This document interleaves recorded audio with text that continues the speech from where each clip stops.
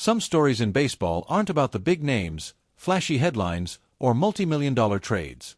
Sometimes, it's the quiet moves, the ones barely whispered about, that end up making the biggest difference.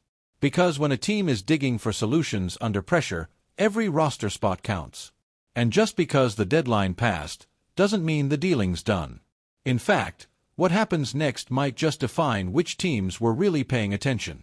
When the MLB trade deadline comes and goes, most fans think the doors are locked.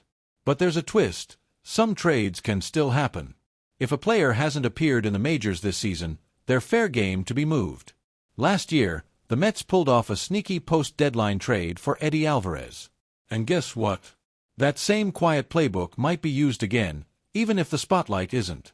MLB trade rumors highlighted a few names who could be on the move under this rule, and among them, Mets infielder Yonny Hernandez.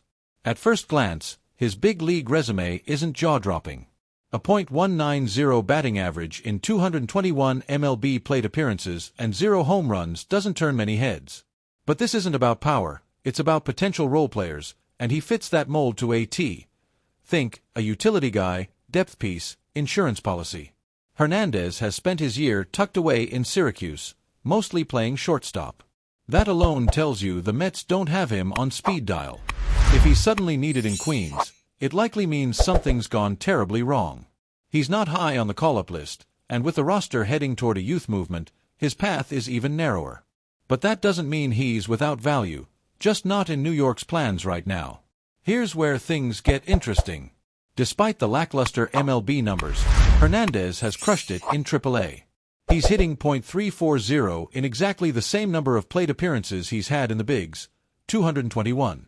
Should the Mets move Yonny Hernandez while there's still time, or keep him as insurance just in case? Drop your thoughts in the comments.